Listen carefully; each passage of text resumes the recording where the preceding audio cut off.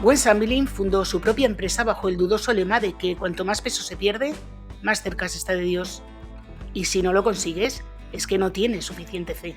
Y mientras rezaba, predicaba, defendía la familia, la humildad y la generosidad, creó un negocio millonario en el que nada era lo que parecía.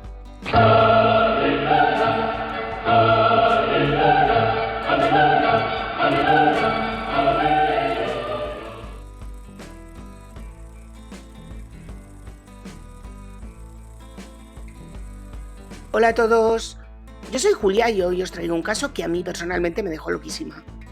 Un caso que yo no veo posible en ningún otro lugar del mundo que no sea el sur de los Estados Unidos. Y si ya has visto algunos otros vídeos de este canal, seguro que imaginarás que detrás de todo esto hay una historia fantabulosa con un personaje central que parece sacado de una telenovela, un personaje que podría haber pasado a la historia como la mujer de los peinados imposibles, pero por lo que fuera no pasó a la historia por eso. También hay algunos secundarios que no tienen desperdicio, como por ejemplo Tarzán, e incluso una investigación del FBI. Así que, si quieres saber más, sé bienvenido. Nuestra protagonista de hoy se llama Gwen Shamblin y nació en 1955 en Memphis, Tennessee, en el seno de una familia profundamente religiosa. Su padre era cirujano y la familia asistía a la llamada Iglesia de Cristo, una iglesia tan extremadamente conservadora que ni siquiera permitía la música en la iglesia, y por supuesto era machista hasta el extremo. Predicaba que el papel de la mujer estaba en casa y en el cuidado de la familia, y no había mujeres que se dedicaran a predicar. No se sabe mucho más de la infancia de Gwen hasta que llega a la Universidad Estatal de Memphis, donde saca un máster en alimentación y nutrición. En 1978 se casa con un hombre llamado David Shamblin. Tuvieron 2 hijos, Michael y Elizabeth. Después de la boda, Gwen continuó sus estudios y se convirtió en dietista titulada. Trabajó como consultora y como profesora en la Universidad Estatal de Memphis durante 5 años. Ella misma le contaba a los estudiantes que asesoraba que había sido un caso de éxito porque cuando ella llegó a la universidad ganó mucho peso quiero decir 6 o 7 kilos, pero que gracias a sus propias experiencias y sus dietas logró perderlo y mantenerlo.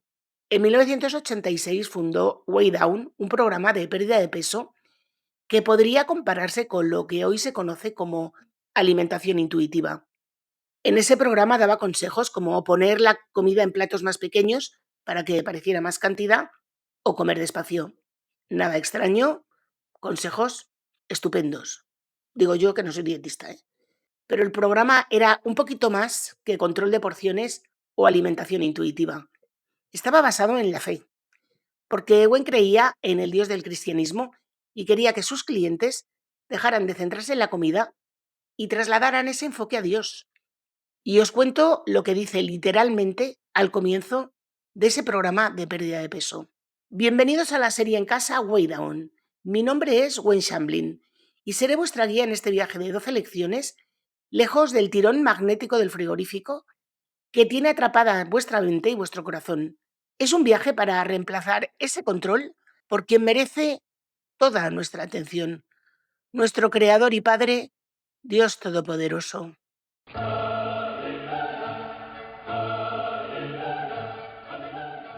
Sin embargo, el programa no tenía en cuenta a personas con señales de hambre alteradas por problemas hormonales, que tenía resistencia a la insulina, o a quienes eran ateos y no creían en absoluto en Dios, o ni siquiera en un Dios cristiano.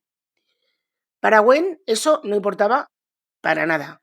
Defendía que cualquiera podía superar cualquier problema a través de su Dios, el suyo, incluidos los trastornos alimentarios como la anorexia o la bulimia. Ole tú, menos mal que tenía un padre médico. Con este enfoque tan científico del tema, no es de extrañar que el programa creciera como la espuma. Y con este enfoque tan científico del tema, no es de extrañar que el programa creciera como la espuma. A los pocos meses de empezar, en 1992, ya comenzó a impartir talleres desde su propio garaje. Creó cuadernos que, por supuesto, vendía para que los clientes registraran su progreso y desarrolló estudios bíblicos vinculados a la pérdida de peso. Estudios bíblicos vinculados a la pérdida de peso. Empezó a difundir la idea de que Dios le había revelado que la gente no perdía peso porque no era lo suficientemente leal. Utilizaba la culpa como herramienta, una táctica basada en el miedo muy común, tanto en la industria de las dietas como en ciertos entornos religiosos, porque ella conocía muy bien a su público. Así que, como os digo, estos talleres tuvieron un éxito rotundísimo. En 1997, o sea, 5 años después, ya se celebraban más de 30.000 reuniones semanales sobre el programa Way Down en 70 países. Además, se grababa en cintas de vídeo en VHS y su programa empezó a venderse por iglesias de todo el país. Y además, ese mismo año publicó su primer libro, The Way Down Diet, y vendió casi 1 millón de copias. De repente, Wayne Shamblin estaba en todas partes. En todas partes quiero decir en todos los medios de comunicación. Apareció en The Today Show, en Larry King Live, en la BBC o en el programa de Tyra Banks. Y también hizo giras de presentación en las que enseñaba su método en directo, firmaba libros y subía a los seguidores al escenario para contar casos de éxito. Con estas cosas llegó a acumular un patrimonio de 5 millones de dólares. Para muchos esta podría haber sido la cima del éxito, pero ¿qué va? Para ella fue solo el principio. En algunas de estas entrevistas decía cosas como que si te enamoras del frigorífico, acabarás pareciéndote a un frigorífico. Sin embargo, si te enamoras de Dios, mejorarás. Y aún así, sus seguidoras, una gran mayoría de ellas mujeres, por eso digo seguidoras, estaban convencidas de que esta mujer había sido puesta en la tierra para cambiar sus vidas. Y por supuesto ella no hacía nada para desmentirlo, porque Gwen estaba encantada de conocerse, disfrutaba muchísimo de su nueva fama y por eso empezó a desarrollar ideas aún más extravagantes. Quizá la más relevante para la historia de hoy es que pensaba que no solo podía ayudar a la gente a perder peso, sino también podía ayudarles con cualquier problema de adicción que pudieran tener. Y en lugar de centrarse únicamente en eso, en perder peso de manera permanente, su mensaje empezó a incluir la realización personal a través de Dios.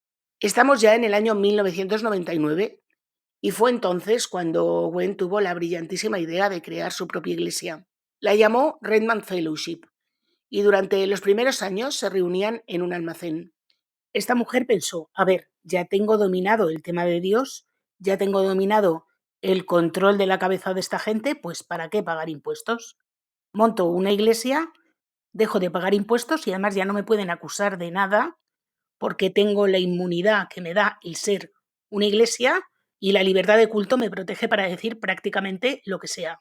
Y a partir de ahí, si antes estaba forrada, ahora ya fue una cosa disparatada. Sin embargo, a pesar de este planteamiento inicial que parecía tan chupi, pronto empezaron a surgir problemas.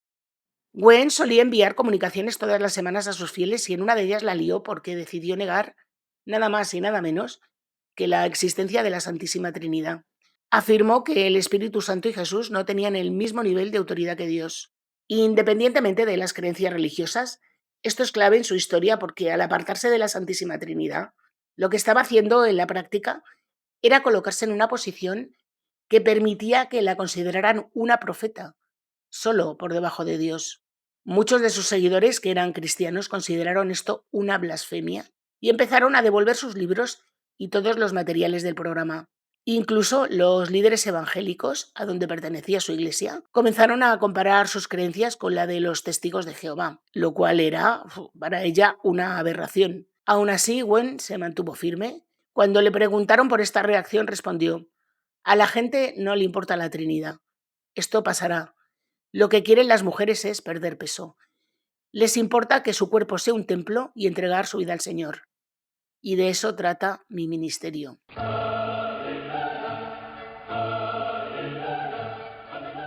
Pero poco después volvió a verse envuelta en otro escándalo, esta vez por discriminación religiosa. 5 empleados de Way Down la demandaron alegando que les presionaba para unirse a Redman Fellowship, su iglesia. La demanda comenzó tras el despido de una trabajadora por no asistir a la iglesia. Gwen había indicado a sus empleados que acudir a su iglesia era una condición para el empleo. Y esto me parece ir en contra de la libertad religiosa, ya solo exigirlo en un contrato, pero bueno. A algunos les dijo cuando les despidió que era ella quien decidía lo que se rezaba, y a otras personas cuando las despidió les dijo que en lugar de ser despedidas, si querían cobrar la indemnización, tenían que decir que habían dimitido para evitar la demanda. No lo consiguió, fue demandada y perdió. También en esa misma época tuvo otra controversia que también llegó a juicio por hacer apología del Holocausto. Y vais a alucinar en qué sentido hacía apología del Holocausto. En el juicio se vio clarísimamente. Ella misma comentó que cuando la gente estaba en los campos de concentración y comía menos, perdía peso. Todos, invariablemente. El abogado le preguntó si estaba comparando la inanición forzada con los hábitos alimentarios de la clase media, y Gwen respondió que llevaba haciéndolo 15 años y que mucha gente había respondido favorablemente. La demanda se resolvió fuera de los tribunales, Gwen pagó una pasta, pero esto no la frenó e intensificó su discurso. Empezó a predicar que las iglesias cristianas estaban en el punto de mira de Dios porque los fieles pecaban demasiado y no se les exigía responsabilidad. Comenzó a utilizar términos como pureza para describir cómo debía ser la verdadera iglesia. En un sermón afirmó: me he preguntado qué hay que hacer o creer para pertenecer a la verdadera religión de Dios. Si existe una iglesia verdadera en la tierra o solo en el cielo. Y tengo muy buenas noticias para vosotros. He encontrado la iglesia de Dios. Adivinad a qué iglesia me refería. Pues esa. Pero lo más alucinante de todo es que esta iglesia de la inanición seguía ganando adeptos y con el paso de los años, Gwen se decidió a construir una sede en un terreno de 16 hectáreas en Brentwood, el condado de lejos más rico de Tennessee. Bajo el paraguas de la iglesia exenta de impuestos, compró también una plantación anterior a la guerra civil llamada Aslawn. Estaba a unos 5 minutos de la iglesia y estaba valorada en más de 7 millones de euros. La propiedad tenía 7 dormitorios y se utilizaba como lugar para bodas de miembros de la iglesia. Pero Gwen no solo creó una iglesia, construyó una red de negocios, una empresa de planificación financiera, una inmobiliaria, un taller de reparación de coches, un espacio para eventos, un programa de educación en casa y una constructora llamada Exodus Industries que ofrecía servicios de electricidad, fontanería, climatización, arquitectura y excavaciones. Según algunos exmiembros de la congregación, Gwen quería que solo los miembros de la iglesia trabajaran en estos negocios, creando una comunidad autosuficiente. La propia iglesia ofrecía ayuda para encontrar empleo, preparar currículums, hacer contactos y seguir a los trabajadores una vez contratados. También se dice que los miembros debían usar exclusivamente servicios internos. Esto aseguraba que el dinero circulara dentro de la organización. Esta táctica de aislamiento y dependencia es utilizada por muchas sectas y hace que los miembros dependan del grupo para su vida cotidiana, para que si alguien lo abandona, tenga miedo no solo de perder a su comunidad, sino también su trabajo y su modo de vida. Cuando alguien criticaba a la iglesia, Gwen decía que era Satanás distorsionando la verdad. Sus seguidores aparentaban perfección, cuerpos delgados, obediencia a los maridos, hijos disciplinados, pero detrás de esa imagen ocurrían cosas bastante distintas. Gwen pedía a quienes no perdían 2 kilos por semana que empezaran a ayunar. Algunos llegaron a ayunar hasta 40 días, lo que yo no sé cómo esta gente no se desmayaba. Un exmiembro llegó a decir que tras perder 130 kilos en 18 meses, le dijeron que dejara de comer para seguir adelgazando. A mí esto muy científico no me parece, pero bueno. Además de cobrarles un diezmo semanal, es decir, el 10% de sus ingresos a la semana, les exigía asistir a talleres cuyo coste variaba, pero era de alrededor de 100 euros a la semana. Su página web ofrecía suscripciones mensuales o anuales para unos contenidos que costaban $20 al mes o 234 al año. Y por supuesto era voluntariamente obligatoria la suscripción. En uno de sus vídeos, Gwen decía: en lugar de comprar comida esta semana, compra este libro. ¿Eh? ¿Cómo te quedas? Y si tienes hambre, pues te lo comes. Esto lo digo yo, ¿eh? Se daba a entender en sus sermones que cuanto más rápido se perdía peso, más santo era el creyente. Gwen afirmaba: tenéis que hacer que la iglesia quede bien, No hacéis quedar bien a la iglesia si tenéis sobrepeso o si los niños no obedecen. Pero quizá lo más espeluznante de lo que pasó en esta época fue una investigación que vinculó a la iglesia con el asesinato de un niño de 8 años. El niño era hijo de dos devotos miembros de The Way Down Ministries y de Remnant Fellowship. Los padres Joseph y Sonny Smith fueron acusados del asesinato de este niño. Y la acusación decía que les habían lavado el cerebro y que solo estaban siguiendo las enseñanzas de Wayne Shamblin, que alentaba los castigos físicos e insistía en que los castigos debían servir para algo. Ella misma decía que si un niño no tenía miedo al castigo, entonces es que no había sido castigado de verdad. Y añadía, si no has castigado de verdad a tu hijo, no le quieres, te quieres a ti mismo.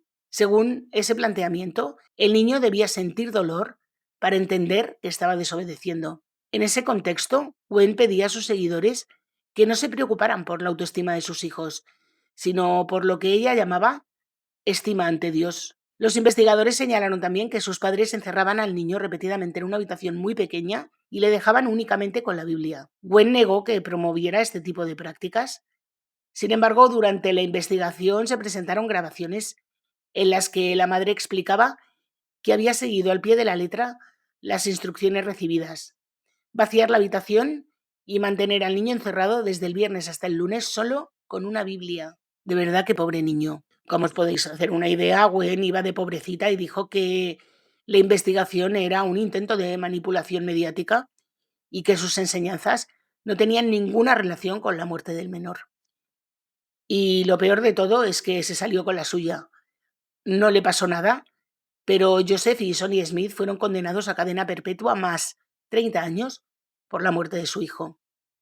El niño tenía hematomas por todo el cuerpo, según señalaron los investigadores, pero los padres no mostraron remordimiento y defendieron que formaba parte de la disciplina.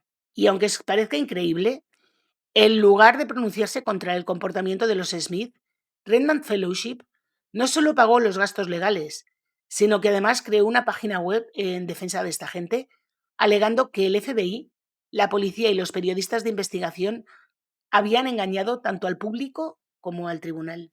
18 años después, la web de smithreigninnocent.com sigue activa e intenta explicar lo ocurrido. Al contar la horrible historia de aquel día fatal, la web se asegura de mencionar que Joseph Smith perdió 40 kilos y Sonia 70 gracias a Way Down Workshop. La página también incluye una pestaña que lleva directamente a la web de Gwen, donde se puede comprar su programa. En fin. O sea, que es una página en defensa de esta gente, pero menos. Y a medida que la congregación y los beneficios de Gwen crecieron con los años, también crecieron sus peinados imposibles y sus propiedades. Gwen construyó una fortuna que incluía más de 18 propiedades fuera de la iglesia y que puso en un fideicomiso. Aparte de su peso, que eso no le gustaba lo grande, lo demás le encantaba lo grande y mandar a lo grande también. Organizaba fiestas con alcohol, que estaba prohibido para el resto de miembros, y una decoración súper elaborada. Los miembros de la iglesia la peinaban y maquillaban gratis porque creían que era un servicio a Dios. Y os digo yo que lo de peinar a esta mujer les debía llevar su tiempo. Gwen enseñaba que si alguien era obediente, Dios le colmaría de bendiciones y abundancia. Interpretaba la Biblia de forma literal y creía en bendiciones por obediencia y maldiciones por desobediencia. Y cuando ocurría algo negativo dentro de la iglesia o afectaba a alguno de sus miembros, los fieles habían sido adoctrinados para interpretarlo como consecuencia de sus propios pecados y del juicio final. La familia utilizaba un sistema interno denominado Family Checkups, es decir, chequeos familiares, para investigar las supuestas conductas inadecuadas de sus integrantes, es decir, era la KGB de la iglesia. Según antiguos miembros, dentro de la organización existía una jerarquía no oficial en la que la posición de cada persona podía hacer tu vida más sencilla o más complicada. El acceso a los círculos más cercanos a la dirección y a los privilegios asociados podría abrirse o cerrarse en cualquier momento según se le pusiera a esta señora en el flequillo. Dentro de esta estructura, Wayne designó a los líderes, todos hombres, a pesar de que la mayoría de la congregación eran mujeres, y estos hombres se encargaban de distintos grupos de fieles. Los seguidores debían informar a esta gente de cualquier aspecto de su vida personal, Podían ser problemas, pero podían ser decisiones de cualquier tipo o incluso situaciones cotidianas. Y a su vez, estos líderes trasladaban esa información directamente a Gwen. Control, control, control. Por otra parte, si un miembro de esta comunidad necesitaba ayuda, no podía acudir ni a un terapeuta ni a nadie externo por miedo a represalias. En su lugar, debía recurrir a su líder asignado, aunque éste no contara con formación en psicología.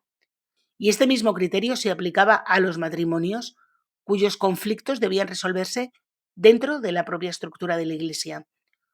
Un exmiembro de la Iglesia señaló que en los propios vídeos de la organización se equiparaban emociones como la ira o la depresión, o incluso el uso de antidepresivos, con el pecado. Y de lejos, lo peor de todo era intentar salir de la organización, porque los líderes grupales, estos mandos intermedios que había entre Gwen y el resto de los feligreses, tenían a la gente controladísima. Mantenían una comunicación constante con los fieles mediante mensajes de texto, correos electrónicos y llamadas de teléfono. Y también controlaban aspectos de su vida digital, incluyendo si podían tener redes sociales, qué contenidos publicar y a quién seguir. A las mujeres, además, se les pidió permanecer en matrimonios incluso después de infidelidades reiteradas. En esos casos, los líderes apelaban a pasajes bíblicos sobre el perdón y animaban a las esposas a aceptar de nuevo a sus maridos. Gwen defendía el modelo de familia tradicional con la mujer subordinada al hombre. Sin embargo, su propio marido, David Shamblin, apenas aparecía en la vida pública de la Iglesia. Algunos exmiembros apuntan a que esto era porque no encajaba en la imagen que Gwen proyectaba o que no compartía esa mezcla de religión y negocio. Aún así, ella mantuvo su discurso contra el divorcio hasta que Joe Lara apareció en la Iglesia. Joe Lara era un hombre que había trabajado en Hollywood y había aparecido en un montón de películas de bajo presupuesto. Quizá la más destacada fue Tarzán en Manhattan de 1989. Pero su papel más importante llegaría como segundo marido de Wayne Shamblin. Cuando Joe era un niño, su madre se casó con un rico director ejecutivo de un banco y la familia vivía. Y claro, la familia llevaba un tren de vida de la leche. Tenía todo lo que quería. Y a medida que Joe crecía, buscaba que alguien pudiera darle a él ese mismo nivel de vida. Y entonces se dedicó a salir con mujeres bastante mayores que él, pero sí que podían darle ese tren de vida al que él estaba acostumbrado. Cuando tenía 20 años salió con una actriz de 50 llamada Dory Forsman. Esta mujer le compró una Harley Davidson y le permitió vivir en su casa cuando él no tenía trabajos como actor. Joe pasaba los días en casa de Dory montando en su Harley y asistiendo a cursos de interpretación. Se desconoce qué ocurrió para que la relación terminara, pero una noche Joe fue expulsado de casa de Dory de forma repentina y ella prendió fuego a la Harley Davidson. Joe era conocido por vivir con las mujeres con las que salía hasta que finalmente compró una casa prefabricada doble en el desierto donde podía disfrutar de sus aficiones como la cetrería y volar, ya que tenía licencia de piloto. Y también en esa época conoció a su pareja más estable del momento, además era una mujer que tenía más o menos su edad, Natasha, con la que tuvo una hija y se mudaron a Nashville. Joe intentó iniciar una carrera en la música country, pero su pareja se cansó de su comportamiento y del hecho de que Joe no quisiera tener un trabajo estable, ya que ella ya había comprado una casa para ambos y pagaba todos los gastos con sus trabajos, y decidió dejarle ahí plantado. Pero como tenían una hija en común, tuvo que permanecer en Nashville, ya que Joe se negaba a marcharse, alegando que iba a tener un futuro maravilloso en la música country, algo que por supuesto no llegó a cumplirse. Mientras estaba entre actuaciones de música country, Joe trabajaba como manitas y fue a través de un grupo de contactos como manitas como conoció Rainman Fellowship y a Wayne Shamblin. Wayne vio a Joe y dijo, uff, este como me gusta. Y Joe, cuando la vio, se preguntó que cuánto dinero se escondía bajo ese pelo. Y de repente los sermones de Gwen sobre el divorcio cambiaron. De hecho, ella solicitó rápidamente el divorcio de David, su marido, durante 40 años. Y esto le salió un poquito caro a la mujer, ya que tuvieron que repartirse las 18 propiedades por valor de unos 20 millones de dólares, además de un acuerdo de 3 millones de dólares en efectivo, que yo creo que debió ser para que este hombre se callara. Pero bueno, ¿y dónde quedaban las opiniones de esta mujer sobre el matrimonio tradicional y el divorcio? Bueno, pues no os preocupéis, que si algo no se amoldaba a lo que Gwen pensaba, pues lo cambiaba tranquilamente. Así que escribió un nuevo manifiesto sobre el divorcio y los nuevos matrimonios y lo publicó en su página web. Según ella, Dios mismo se divorció de Israel, su esposa, por apartarse de la fe, por lo que no debería haber juicio hacia los santos, es decir, los miembros de Remnant, mientras se esfuerzan por construir una iglesia pura. Algunos consideran que Gwen podía haber visto en Joe un marido dispuesto y devoto que podía tener estratégicamente y de forma pública a su lado en todo momento. Alguien a quien mostrar a los demás, es decir, un marido florero.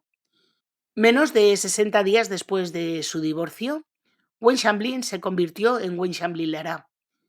A la boda de Gwen asistieron 1.500 personas y contó con un cortejo que, según el recuento, incluía alrededor de 34 niñas de arras y 15 damas de honor. ¡Qué necesidad! Gwen estaba cubierta de brillo de la cabeza a los pies. Arcos luminosos recorrían el escenario. Bueno, os voy a dejar aquí unas imágenes para que alucinéis. Y en medio de este despliegue, Joe le dijo a la novia: si las fuerzas oscuras llegaran a manifestarse contra nosotros, prometo no ponerme nunca detrás de ti, porque estaré siempre delante. Ay Dios. Independientemente de lo que los miembros de la iglesia Remnant pensaran de la unión, se alinearon con ella sin cuestionarlo porque cualquiera le llevaba la contraria. Durante los servicios religiosos, los asistentes aplaudían y coreaban Gwen y Joe mientras la pareja sonreía desde el escenario. Durante un sermón posterior al divorcio, Gwen fue citada diciendo: hay obviamente casos de divorcio que Dios permite por mucho que lo deteste. Toma ya. Pero Gwen quería un poquito más de atención fuera del entorno de Tennessee o fuera de lo que era su círculo. Quería darse a conocer en el mundo entero. Así que Gwen quería un reality show sobre su vida y presentó la idea a grandes cadenas, pero Hollywood no mostró interés por esta glamurosa pastora cristiana de Tennessee. Así que contrató a su propio equipo y creó el canal de YouTube Life with Gwen and Joe, donde un equipo de cámara y sonido seguía a la pareja por todas partes y a la vez se grababan los vídeos musicales de Joe, que seguía con su idea de ser cantante country. Por cierto, todos estos vídeos están disponibles aún en internet si queréis verlo. Gwen y Joe crearon vídeos con títulos como Buscar a Dios en vacaciones, Cómo hacer fiestas centradas en Dios y Cómo ser humilde y no esperar nada, en las que predicaban sobre la humildad mientras paseaban por una mansión de millones de dólares. Muchos dicen que desde que Joe apareció en escena, los sermones de Gwen se acortaron mientras las vacaciones se alargaban. Pero había algún que otro problemita en el paraíso. Joe Lara estaba inmerso en una batalla por la custodia de la niña, esta que había tenido con su expareja, y la situación no iba demasiado bien. La expareja de Joe, Natasha, había nacido en Yugoslavia, había trabajado como actriz e incluso había sido Miss California y llegó a competir en el título de Miss Universo. Durante su ruptura años antes, Joe dijo a la policía que Natasha había agredido a la niña, entonces llegó la policía, se la llevó detenida, esposada delante de la niña, aunque rápidamente se dieron cuenta de que era una denuncia falsa. Consideraron a Natasha inocente y la liberaron de todos los cargos. A partir de ese momento, la batalla por la custodia de la niña se intensificó muchísimo y aunque en un principio Joe no tenía dinero para pagar abogados una vez que se casó con Gwen, pues os podéis hacer una idea que tenía un ejército detrás de él. La propia Natasha tuvo que invertir $200.000 de su propio dinero en abogados para no obtener resultados, así que al final se decidió a representarse a sí misma. Sin embargo, esta amarga batalla judicial y el programa Life with Gwen and Joe no continuarían, porque el domingo 29 de mayo de 2021 todo se frenó en seco cuando un avión se estrelló en el lago Persiprist. A los mandos del avión estaba Joe Lara. Él, su esposa y otros 5 miembros de la iglesia de Redmond murieron. Entre ellos, claro, Wayne Shamblin. Y resultó que durante el litigio por la custodia de la hija de Joe, se había presentado documentación ante el tribunal expresando serias dudas de la capacidad de Joe Lara para pilotar. Natasha trató de que él nunca llevara a la niña en un avión. Joe Lara había obtenido su licencia de piloto a los 16 años. Sin embargo, para volar es necesario contar con un certificado médico que debe renovarse cada 2 años. El certificado médico de Joe estaba caducado y menos de un mes después del accidente, la Administración Federal de Aviación suspendió al examinador que había autorizado a Joe a volar en esas condiciones. De las 7 personas que iban a bordo, no hubo ningún superviviente. Según se informó en un giro irónico, el avión se estrelló porque superaba el peso permitido. Pero luego resultó que no, aunque hubiera sido estupendo. Al parecer, el accidente fue consecuencia de un despiste, una cosa que se llama despiste espacial. Joe, mientras pilotaba, se metió en unas nubes, se desorientó y al final el avión terminó cayendo. Así que, si os pensáis que aquí se acaba la historia de la iglesia de Redmond Fellowship, os diré que no. La iglesia pasó a manos de la hija de Gwen, Elizabeth, a la que había estado preparando para este momento durante un montón de tiempo. Lo que no pasó ni a la iglesia ni a los fieles, a pesar de todo lo que había dicho durante muchos años Gwen, fue su patrimonio. Después de afirmar en la televisión nacional que la mitad de su herencia iría a Dios y a la iglesia, Gwen no dejó ni un solo dólar de su patrimonio a la organización, sino solo a sus hijos, Michael y Elizabeth. Y en lugar de ceder sus numerosas propiedades, Gwen entregó a la iglesia únicamente los derechos de publicación de los libros y los productos de Way Down. La organización emitió un comunicado diciendo que estaba agradecidísima por ello. Claro, a ver, si ahora la que llevaba las riendas era la hija, no va a estar agradecida, que le dejó un pastizal. En el momento de su muerte, Gwen llevaba 3 semanas grabando una serie de vídeos de 9 semanas sobre la avaricia, en la que animaba a los fieles a entregar todo su dinero a Dios. Este dinero, según decía ella, no estaba destinado a ser acumulado, sino a ser utilizado como una pequeña herramienta para construir el reino de Dios. Según Gwen, la mayor parte del mundo ha abandonado la verdadera religión y ahora se ha convertido en adoradora de sus propios bolsillos. Antes, recordad, lo que adoraba la gente era la nevera, ahora no, ahora adora sus propios bolsillos. Esta mujer, que llevó muchos a creer que ser delgado, a veces mediante métodos bastante peligrosos, te hacía una persona más santa y más justa a los ojos de Dios, esta persona que animaba a todo el mundo a donar dinero a una iglesia para gloria de Dios, cuando en realidad era para que ella se lo llevara a sus bolsillos, dejó tras de sí a un montón de personas heridas y traicionadas, y esto afectó aún más gravemente a mujeres y a niños, porque su programa también iba dirigido a niños. Gwen hizo promesas que no cumplió, cambió las enseñanzas de la iglesia a su conveniencia, hizo lo que le dio la gana con el dinero, vivía una vida que no tenía nada que ver con lo que predicaba y al final todo se vino abajo literalmente. Literalmente. Justicia divina. Así que bueno, en este caso no voy a decir que sea un final feliz porque realmente cuando hay muerte y más muerte de inocentes, aunque sean muertes accidentales, realmente no puede decirse que sea un final feliz. Tampoco puede ser un final feliz porque su hija continúa con las enseñanzas, aunque su hija no tiene la personalidad de la madre, no tiene el mismo perfil y los fieles se están borrando en masa. Su hijo incluso hace un año empezó a hacer declaraciones, a contar todo lo que hacía su madre y ahora mismo tiene una disputa con su hermana que no os quiero ni contar. Y bueno, hasta aquí nuestro caso de hoy, el caso de una mujer que no tenía ni un pelo de tonta, como podéis ver en las imágenes. Un caso que a mí me tiene loquísima. Un caso sobre el que, si queréis saber más, hay un documental en HBO que se llama La caída, Dios, codicia y el culto de Wayne Shamblin. Un documental larguísimo que se extiende, en mi opinión, demasiado. Ya sabéis que estos documentales dan vueltas muchas veces sobre lo mismo, pero sí que es verdad que incluye imágenes que están muy bien y declaraciones de fieles, en mi opinión, en exceso, pero bueno, que está ahí, que podéis verlo si queréis profundizar sobre el tema. Y bueno, como os digo, hasta aquí el caso de hoy. Si os ha gustado, por favor, dejadme un like, activar la campanita, comentar, compartir, suscribiros si no lo estáis. Recordad que tengo otro canal, Tinta Roja, donde subo vídeo todos los viernes y en este subo vídeo todos los martes. Así que hasta la semana que viene.